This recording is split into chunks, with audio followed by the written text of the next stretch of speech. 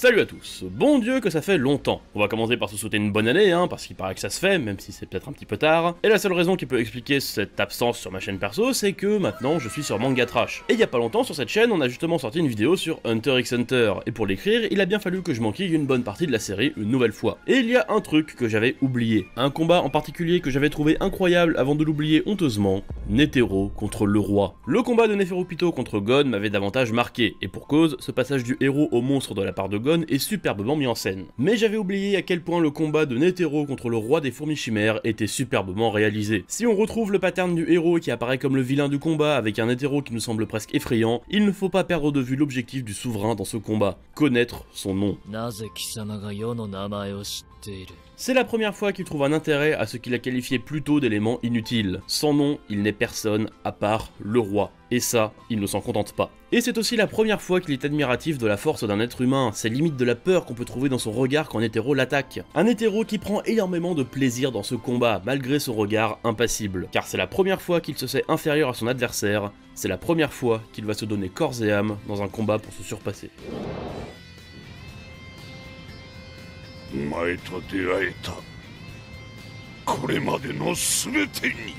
Combat qui semble d'abord être à sens unique, avec un Netero qui prend constamment de court le roi des fourmis chimères, réagissant à ses assauts à une vitesse qui dépasse l'entendement et arrivant à le prendre par surprise. Surviennent plusieurs échanges de coups qui nous prennent aux tripes, le sound design, la chorégraphie, les impacts, la réverbération de tous leurs échanges dans cette caverne. Tout est magistralement bien orchestré et nous plonge dans le combat, qu'on le veuille ou non. Les deux protagonistes sont déterminés à aller jusqu'au bout de leur affrontement, quelle qu'en soit l'issue, et c'est ce qui le rend si intense à regarder. C'est quand le roi arrachera un bras et une jambe à Netero qu'il en aura assez. Il s'assoit, se reposant sur son genou dans une pose qui ne nous est pas étrangère. Il sait sa victoire acquise, il en est à un point de balance, il est sur le point de connaître son nom, le rapprochant un peu plus de l'humanité. Là où quand Gon arborait cette pose, il se rapprochait davantage du monstre. C'est après une ultime attaque de Netero consommant toute son énergie vitale que le souverain sait qu'il a gagné. Il a encaissé le dernier souffle de vie de son adversaire et il est encore debout. Il réclame son dû, son nom, que Netero lui apprendra dans un sinistre présage.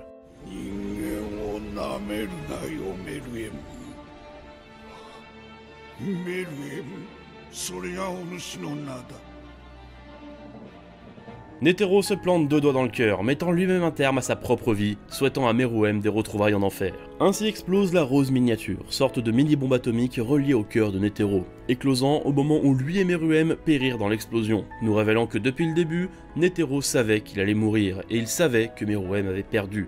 Il cherchait juste égoïstement à passer un combat enivrant avant de disparaître.